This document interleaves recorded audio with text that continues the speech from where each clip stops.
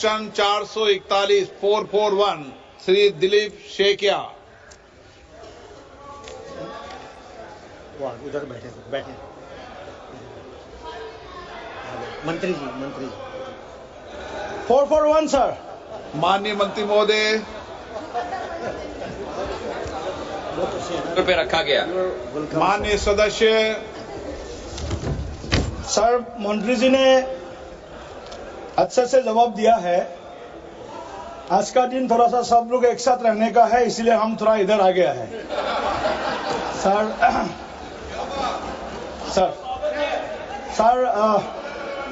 North east development के लिए अटल बिहारी वाजपेयी जी ने डोनर मिनिस्ट्री का गठन किया था और डोनर मिनिस्ट्री के माध्यम से माननीय प्रधानमंत्री नरेंद्र मोदी जी ने पूरे पूर्वोत्तर के अष्टलक्ष्मी को देश के मुख्य धारा में, विकास के मुख्य धारा में लाने का भरपूर प्रयास किया।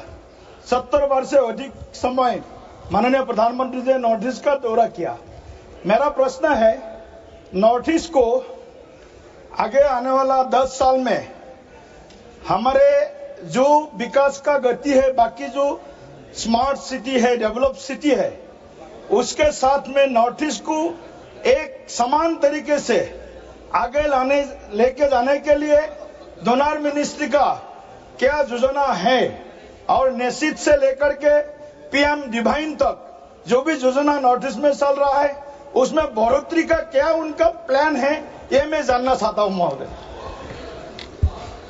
सर, सांसद महोदय ने बहुत महत्वपूर्ण प्रश्न उठाया है। सर, पूर्व में उत्तर पूर्वी राज्यों को देश के आखिरी टापू के रूप में देखा जाता था। प्रधानमंत्री नरेंद्र मोदी जी के प्रधानमंत्री बनने के बाद जो दृष्टिकोण उत्तर पूर्वी राज्यों के प्रति होता था, उसे भारत का पहला अंग बनाने का कार्य हमारे प्रधानमंत्री नरेंद्र मोदी जी ने किया है।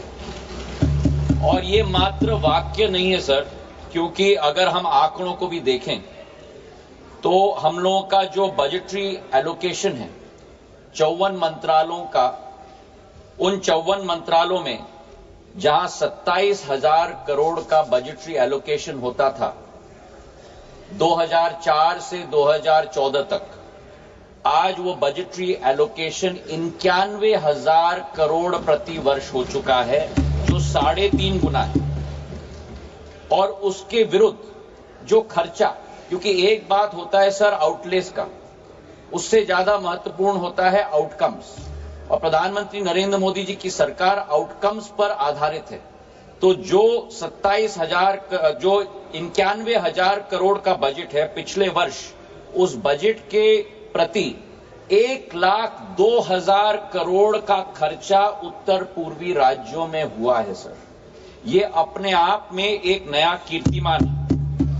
डोनर मंत्रालय को जो माननीय सदस्य ने कहा, पूर्व प्रधानमंत्री अटल बिहारी वाजपेयी जी ने गठित किया था ध्यान देने के लिए, जहां 2,400 करोड़ बजट का आवंटन था, पिछले वर्ष 5,800 करोड़ रुपए का आवंटन किया गया है। हमारे उत्तर पूर्वी राज्यों में हमारे कैपेक्स इंफ्रास्ट्रक्चर स्पेंड के आधार पर आज हमारे 19 रेलवे प्रोजेक्ट चल रहे हैं 80,000 करोड़ के। जिस उत्तर पूर्वी राज्य में केवल 9 एयरपोर्ट होते थे और उनमें से 2-3 राज्यों में 65 वर्षों में एक विमानतल भी नहीं होता था, उदाहरण के तौर पे अरुणाचल प्रदेश, सिक्किम, आज 17 विमानतल उत्तर पूर्वी राज्यों में आज चल रहे हैं सर। वाटरवेज की हम बात करें, जहां एक वाटरवे होता था, आज वहां 20 वाटरवे हैं सर। और उसी के साथ टेलीकॉम कनेक्टिविटी में भी करीब 4,500 गांव को 4G नेटवर्क के साथ जोड़ा गया है, और आने वाले दिनों में 5,500 गांव में 4,500 टावर हम लोग लगाने जा रहे हैं। नेशनल हाईवे के क्षेत्र में, जहां 65 वर्षों में केवल 10,000 किलोमीटर के हाईवे बने थे, 10 साल में 5,500 किलोमीटर के हाईवे प्रधानमंत्री नरेंद्र मोदी जी की सरकार ने बनाई। और ग्रामीण सड़कों को भी जोड़ने के लिए 45,000 किलोमीटर के रोड 50,000 करोड़ रुपए के आधार पर आज उत्तर पूर्व में बने हैं। और इसी के आधार पर सर जो भारत आगे बढ़ रहा है, अग्रसर हो रहा है, 7% हमारी जीडीपी ग्रोथ रेट है। पर सर आपको भी आश्चर्य होगा सुनते हुए कि हमारे 8 उत्तर पूर्वी राज्यों में 5% जीडीपी ग्रोथ रेट नहीं है, 8% जीडीपी ग्रोथ रेट नहीं है।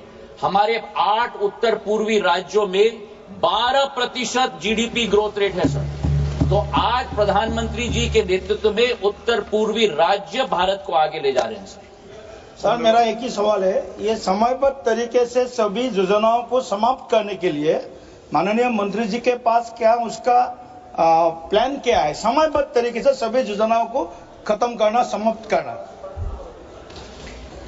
सर दिलीप जी का प्रश्न महत्वपूर्ण है और मैं उनको आश्वस्त कराना चाहता हूं कि पिछले एक वर्ष में हमने मंत्रालय के अंतर्गत जो करीब 1133 प्रोजेक्ट्स हैं, हमारे 5 स्कीम है डोनर्स के, उनके तहत हमने 2 सिस्टम शुरू की हैं दिलीप जी।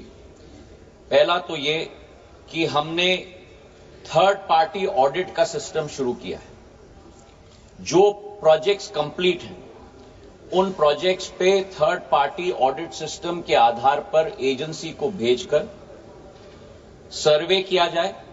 सर्वे किस बात की?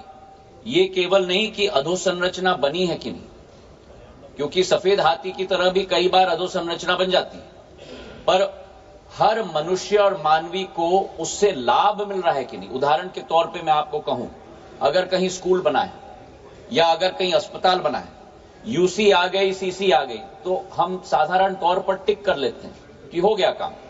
पर यह सर्वे टीम जाके देख रही है कि वो अस्पताल से या स्कूल से बच्चों को शिक्षा मिल रही है कि नहीं, टीचर्स हैं कि नहीं, अगर अस्पताल है तो उपकरण है कि नहीं, कितने मरीजों का इलाज हो रहा है। तो ये सिस्टम हमने डोनर मंत्रालय के अंतर्गत हमने आज सेटअप किया है सर। और हमने ये भी तहकीकात की है कि जो हमारे जितने भी प्रोजेक्ट्स हैं, हम लोग करीब 1.5 साल की अवधि देते हैं उनको समाप्त करने के लिए। केवल रोड्स के क्षेत्र में हम लोग 2 से 2.5 साल देते हैं, क्योंकि आपको भी मालूम है दिलीप जी कि उत्तर पूर्वी राज्यों में वर्षा ऋतु सर करीब 5-6 महीने चलती है, तो उस समय में कुछ कार्य नहीं हो पाता, तो उनके लिए हम थोड़ा और समय देते हैं। जो प्रोजेक्ट्स डिलेड है 1.5 साल से ज्यादा या 2.5 साल से ज्यादा, मैंने स्वयं मुख्यमंत्रियों को लिखा है कि तीव्र गति पर इस पर ध्यान दें ताकि जल्द से जल्द स्वीकृति मिले। स्वीकृति मिलकर जब सीसी आएगी तो और राशि हम लोग प्रदेश सरकार को दे पाएंगे। नवचरण माझी। Honorable Speaker, sir, I want